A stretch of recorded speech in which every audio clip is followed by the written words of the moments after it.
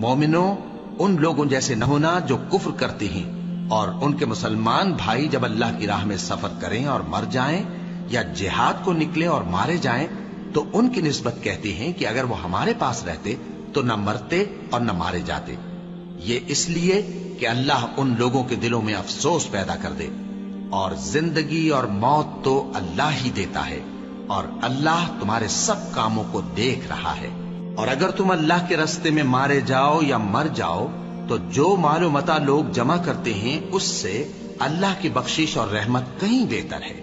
और अगर तुम मर जाओ या मारे जाओ तो अल्लाह के हुजूर में जरूर इकट्ठे किए जाओगे। फिर ए नबी, अल्लाह की मेहरबानी से तुम उन लोगों के लिए नर्म मिजाज वाक़े हुए हो। और अगर तुम बदखू और सख्त दिल होते तो ये तुम्हारे पास से भाग खड़े होते। सो इनको माफ कर दो और इनके लिए अल्लाह से मगफिरत मांगो और अपने कामों में इनसे मशवरत लिया करो। और जब किसी काम का पुख्ता इरादा कर लो तो अल्लाह पर भरोसा रखो। बेशक अल्लाह भरोसा रखने वालों को दोस्त रखता है। अगर अल्लाह तुम्हारा मददगार है तो तुम पर कोई गालिब नहीं आ सकता, और अगर वो तुम्हें छोड़ दे तो फिर कौन है उसके बाद तुम्हारी मदद करे।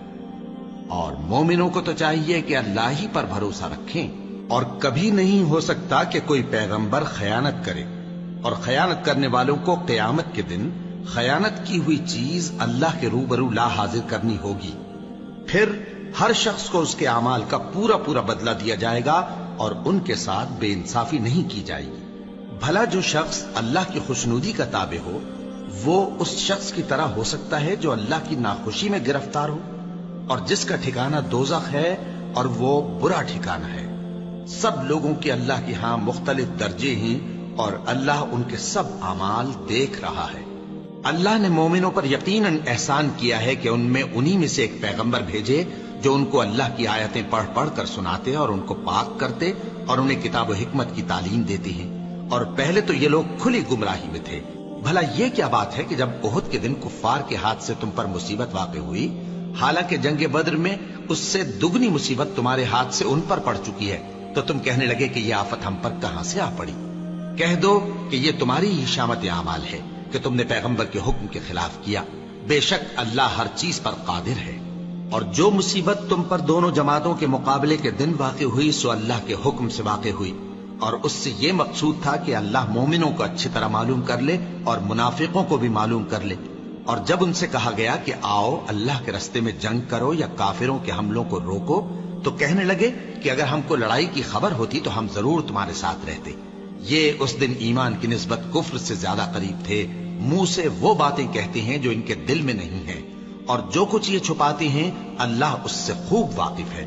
ये खुद तो जंग से बचकर बैठ ही रहे थे, मगर जिन्होंने अल्लाह की राह में जाने कुर्बान कर दी, अपने उन भाइयों के बारे में भी कहते हैं कि अगर हमारा कहा मानते तो कत्ल ना होते।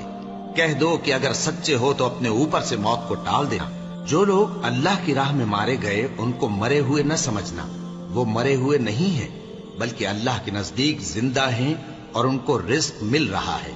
जो कुछ अल्लाह ने उनको अपने फजल से बख्श रखा है उसमें खुश हैं, और जो लोग उनके पीछे रह गए और शहीद होकर उनमें शामिल नहीं हो सके उनकी निस्बत खुशियां मना रहे हैं कि क़यामत के दिन उनको भी न कुछ खौफ होगा और न वो गमनाक होंगे।